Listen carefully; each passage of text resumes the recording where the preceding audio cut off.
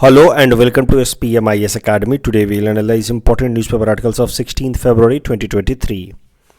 Please note you can download the PDF version of today's newspaper analysis by clicking the link given in the comment section. This is the list of the topics that we will be covering from today's newspaper. And the first article is about Lavani dance. And this topic is important from our syllabus GS paper 1 art and culture point of view. Let us first of all understand about this Lavani folk art or dance. So this folk dance belongs to Maharashtra. Mainly it is performed by women dancers. तो इसके कुछ specific features हैं जैसे कि women dancers perform this dance having or by after wearing 9-yard long saris of bright color, huge makeup, ghungroos और इसमें जो dance होता है that is mainly on the ढोलक beats on the stage before a live audience. तो Lavani dance historically काफ़ी पुराना है but it became very popular during the Peshwa era in 18th century. तो ट्रेडिशनली ये जो डांस है that was performed in front of kings or the lords or the Peshwas or sometimes for the entertainment of tired soldiers who were resting during the breaks in fighting. तो इस तरीके से Lavani dance has been part of the folk culture or folk art of Maharashtra. अगर Lavani dance की बात की जाए तो there are a lot of genres in lavani dance. अलग अलग तरह के स्टाइल्स हैं, अलग अलग तरह के जोनर्स हैं इसमें. लेकिन उसमें जो सबसे ज़्यादा पॉपुलर जोनर या टाइप है, सबसे पॉपुलर टाइप वो है श्रृंगारिक काइंड या श्रृंगारिक genre which is erotic in nature. तो it includes a lot of sensuous dance.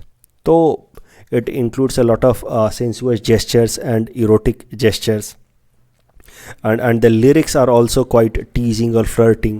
तो इस कारण से because of Sringaric genre being very popular in Lavani dance, over a period of time Lavani dance has been associated with a lot of taboos. फिर भी this has continued and Lavani dance has been the part of the culture but with a lot of taboos associated with it. Over a period of time it gained some acceptance. थोड़ा बहुत आप कह सकते हैं sanitation हुआ Lavani dance का. उसमें जो इरोटिक चीज़ें हैं उसको इनडायरेक्ट जेस्चर्स में लाया गया. इसके पीछे मुख्य कारण है 1948 में उस टाइम के chief minister of Bombay Bala Saheb Kher ही banned Lavani performance after receiving a lot of complaints about the alleged obscenity in public place.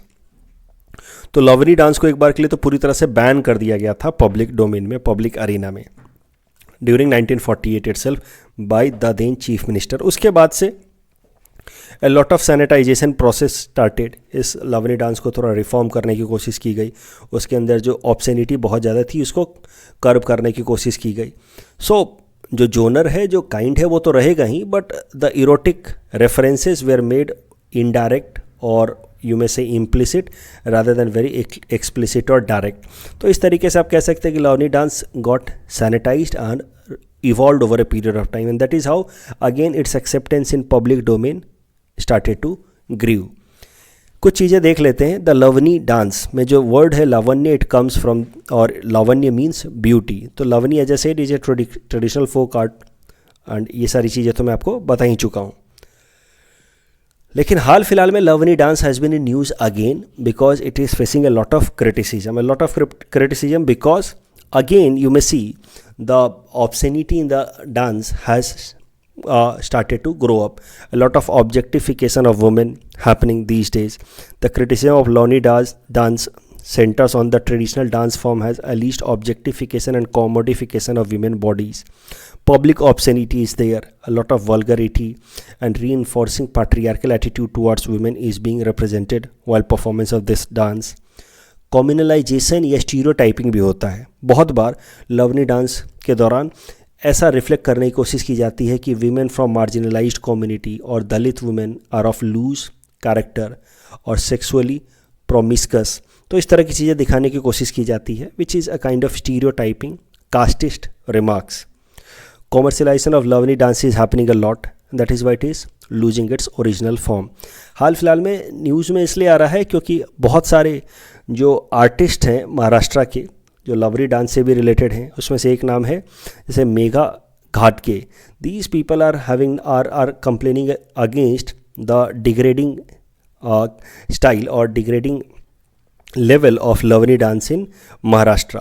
तो उन्होंने कंप्लेंट रजिस्टर किया। उसके बाद से कई सारे पॉलिटिकल लीडर्स, जैसे कि अभी ये नाम रटने की ज़रूरत नहीं, बट एनसीपी के अजीत पवार साहब वगैरह, इन लोगों ने इसके खिलाफ कई सारे एक्शंस लेने की कोशिश की है। कम से कम अपने पार्टी मीटिंग्स वगैरह में लवनी डांस को बैन कर दिया है, या इरोटिक तरीके के जो जेस्चर्स हैं उस पर बैन लगाया। तो इस कारण से काफ़ी ज़्यादा न्यूज़ में आ रहा है लवनी डांस।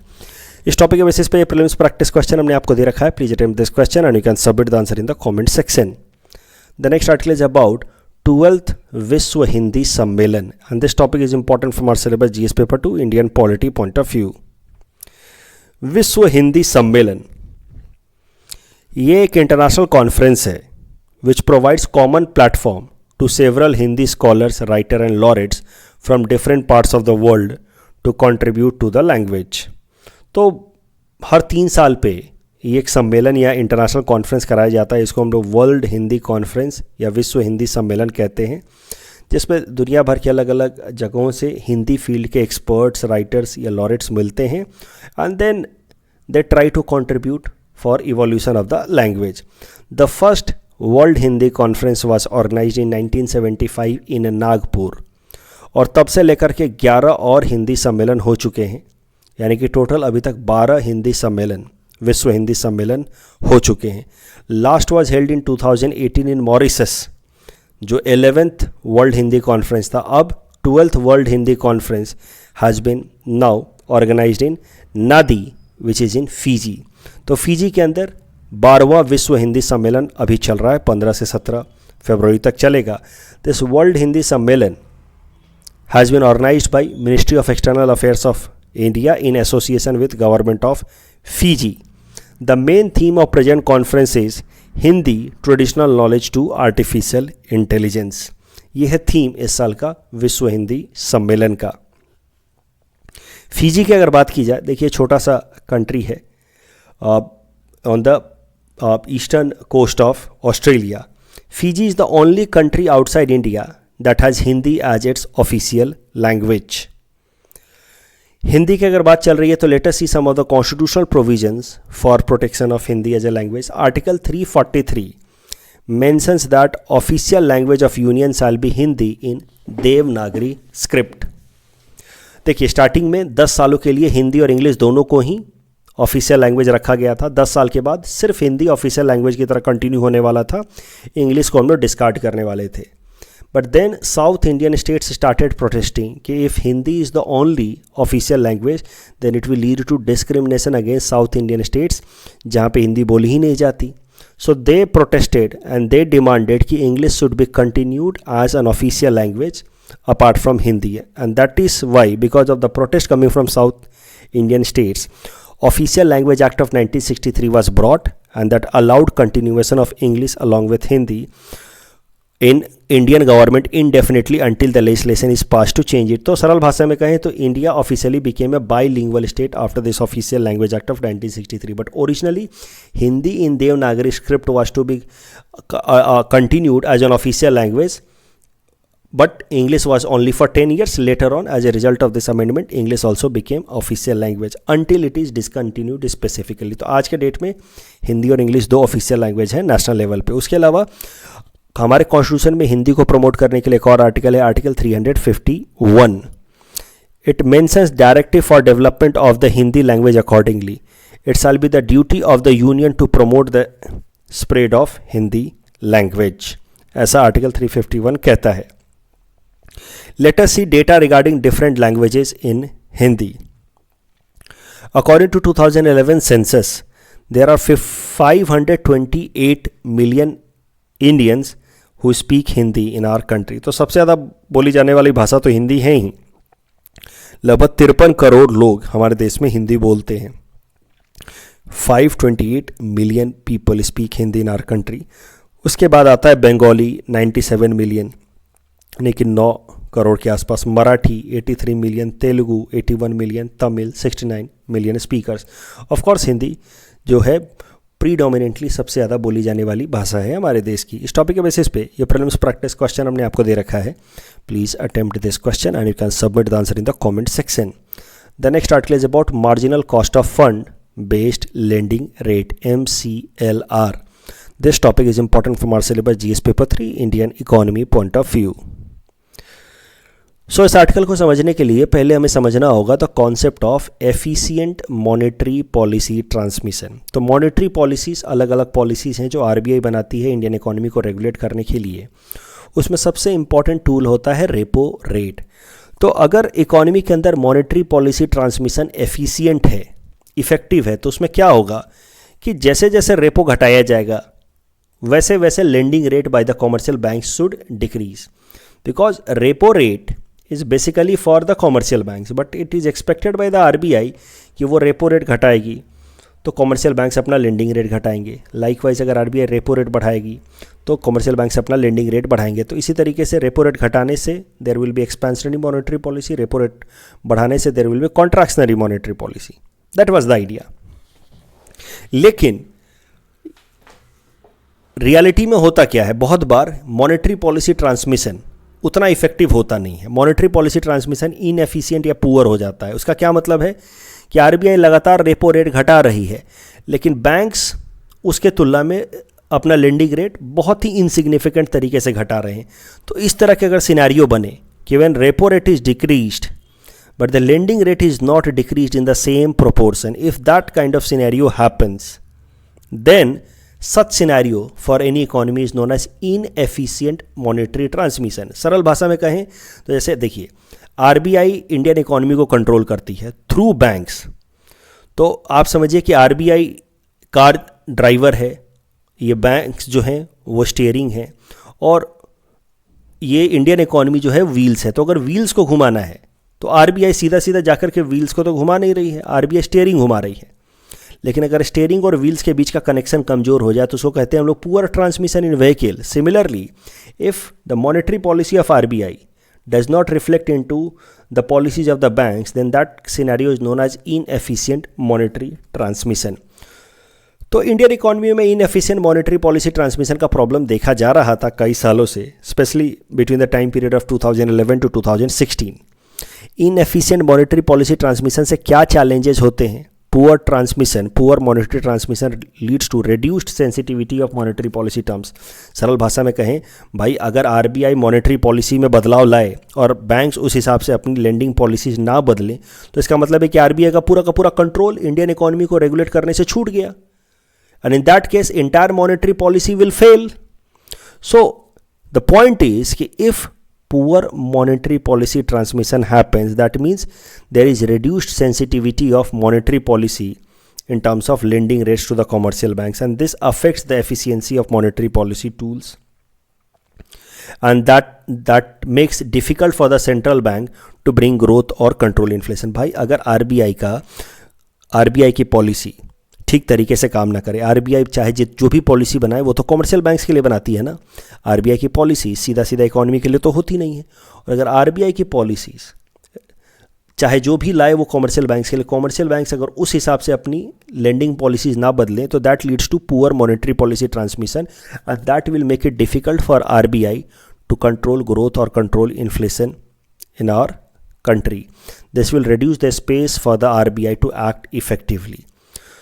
तो ये जो इनएफिशिएंट मॉनेटरी पॉलिसी ट्रांसमिशन या पुअर मॉनेटरी पॉलिसी ट्रांसमिशन का प्रॉब्लम देखा जा रहा था 2011 से लेकर के 2016 तक, इसी को ठीक करने के लिए फिर आरबीआई लेकर के आए 2016 में एक कॉन्सेप्ट जिसका नाम है marginal cost of lending rate, MCLR। The base rate system was upgraded into MCLR system in 2016। तो क्या है MCLR, marginal cost of fund based lending rate? एकदम सरल तरीके से समझा देता हूँ, फिर पॉइंट्स या नोट्स पढ़ लेंगे। देखिए 2010 में आरबीआई लेकर के आई थी एक कॉन्सेप्ट जिसको हम लोग कहते हैं base rate system. Base rate वो रेट था जिसके नीचे कोई भी बैंक किसी भी तरीके का लोन नहीं दे सकती, यानी कि the minimum interest rate below which no loan can be given by a bank to any customer.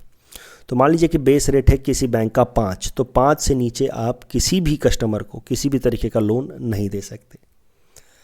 अभी आरबीआई ये उम्मीद करती थी कि आरबीआई अगर रेपो रेट बढ़ाएगी तो हर एक बैंक अपना बेस रेट भी बढ़ाएंगे, और इससे क्या होगा, हर एक तरीके का जो लोन है उसका लेंडिंग रेट बढ़ेगा। आरबीआई अगर अपना रेपो रेट घटाएगी तो हर बैंक्स अपना बेस रेट भी घटाएंगे, इससे हर बैंक का जो लेंडिंग रेट है वो घटेगा। ये आरबीआई का एक्सपेक्टेशन था। But base rate had nothing to do directly with repo rate, it was not connected with repo rate, and that is why many a times what happened कि RBI अपना repo rate घटाती थी लेकिन banks अपना base rate नहीं घटाते थे, और जब बैंक्स अपना बेस रेट नहीं घटा रहे तो बैंक्स का लेंडिंग रेट भी नहीं घट रहा। So that is technically a scenario of poor monetary policy transmission या inefficient monetary policy transmission where RBI is reducing repo rate but banks are not reducing their lending rate. Why? Because they are not reducing their base rate. तो फिर RBI ने 2016 में क्या किया, उन्होंने base rate system को upgrade कर दिया MCLR में। अभी MCLR is not entirely new thing, it is an upgraded version of base rate. That simply means कि MCLR is an upgraded version of base rate का मतलब यह है कि अब RBI ने MCLR जो एक नया बेस रेट सिस्टम है उसको लिंक कर दिया रेपो के साथ। दैट मीन्स अगर रेपो रेट बढ़ेगा तो MCLR को भी बढ़ना होगा, which is the new type of base rate. अगर रेपो रेट घटेगा तो MCLR को भी घटना होगा। This is how RBI made the minimum lending rate that is was earlier known as base rate, now known as MCLR, linked with repo rate. तो RBI ने MCLR को लिंक कर दिया रेपो रेट के साथ, और इसके साथ ही RBI ने ये इंश्योर कर दिया कि जब जब हम रेपो रेट घटाएंगे तो बैंक्स अपना MCLR घटाएंगे तो बैंक्स का लेंडिंग रेट भी घटेगा, जब जब वो रेपो रेट को बढ़ाएंगे तो बैंक्स अपना लेंडिंग रेट भी बढ़ाएंगे। इस तरीके से बैंक्स का लेंडिंग रेट भी बढ़ेगा। इस तरीके से आप कह सकते हैं कि द बेस रेट सिस्टम जो 2010 में लाया गया था उसके अंदर there was a scope for poor monetary transmission, but when RBI upgraded base rate into MCLR, then the poor monetary transmission has come down with introduction of MCLR. Base rate और MCLR में main अंतर क्या है? Base rate was based on the idea of average cost of fund, but MCLR is based on the idea of marginal cost of fund. इसमें ध्यान देने वाला word है ये marginal, यानी कि अगर रेपो रेट घटेगा तो marginal cost of fund for the banks घटेगा तो लेंडिंग रेट भी घटना चाहिए। अगर रेपो रेट बढ़ेगा तो marginal cost of fund for the banks बढ़ेगा तो उसमें लेंडिंग रेट भी बढ़ना चाहिए। तो change in repo, the marginal change in cost of fund that will lead to change in lending rate also. तो this is how base rate को MCLR में चेंज करके RBI ने जो monetary policy, poor monetary policy transmission का problem था उसको address करने की कोशिश की है। इस टॉपिक के बेसिस पे ये प्रीलिम्स प्रैक्टिस क्वेश्चन हमने आपको दे रखा है। Please attempt this question and you can submit the answer in the comment section. The next article is about Khumtai village and this topic is important from our syllabus GS paper 5 Assam issues point of view. देखिए, Khumtai sub division is a town in Golaghat district of Assam. वहाँ के MLA हैं Mrinal Saikia, who is from BJP. He has been MLA from Khumtai subdivision, Khumtai constituency since 2016 itself. तो मृणाल सैकिया जी के दो important initiative हैं Khumtai village से related जिनको आपको जानना चाहिए। पहला है डेस्टिनेशन खुमताई, जिसकी मदद से वहाँ पे टूरिज़्म को प्रमोट करने की कोशिश की गई है, टूरिस्ट को अट्रैक्ट करने की कोशिश की गई है और लोकल एम्प्लॉयमेंट अपॉर्चुनिटीज़ क्रिएट हुई हैं खुमताई विलेज के लोगों के लिए। दूसरा, अभी उन्होंने हाल फिलहाल में शुरू किया है my village cleanest village competition. तो my village cleanest village competition के अंदर क्या किया गया है कि खुमताई सब डिवीज़न के अंदर गांव-गांव में कंपटीशन कराया जा रहा है, जहां पे फर्स्ट प्राइज या फर्स्ट आने वाले गांव को 1 किलोमीटर लंबा रूरल रोड मिलेगा, सेकंड आने वाले गांव को 10 लाख का डेवलपमेंटल स्कीम मिलेगा, उसके बाद थर्ड आने वाले को 8 लाख, उसके बाद आने वाले को 5 लाख, उसके बाद आने वाले को 3 लाख का डेवलपमेंटल स्कीम मिलेगा उस गांव को। The cleanest tea garden will get developmental scheme of 5 lakh and second will get 3 lakh and 2 lakh each. तो ये जो कैंपेन है my village cleanest village campaign, that इसका आप इस्तेमाल कर सकते हैं इन राइटिंग GS आंसर्स या एथिक्स पेपर में in order to prove a point कि how we can inculcate the value of cleanliness through competition. कल जो हमने आपको प्रैक्टिस क्वेश्चन दिया था उसका आंसर देख लेते हैं। With reference to deputy speaker of Lok Sabha consider the following statements as per the rules of procedure and conduct of business in Lok Sabha the election of deputy speaker shall be held on such a date as the speaker may fix. This is correct. They say there is a mandatory provision that the election of a candidate as a deputy speaker of Lok Sabha shall be from either the principal opposition party or the ruling party. ऐसा कोई भी mandatory provision नहीं है. तो second statement is wrong. The deputy speaker has the same power as the speaker when presiding over the sitting of the house and no appeal lies against his ruling. This is correct. The well-established parliamentary practice regarding the appointment of deputy speaker is that the motion is moved by the speaker and duly seconded by the prime minister. ऐसा कोई provision नहीं. तो दूसरा और चौथा statement गलत है. Correct answer will be option A, 1 and 3 only. That's all from our side for today. Thanks for watching.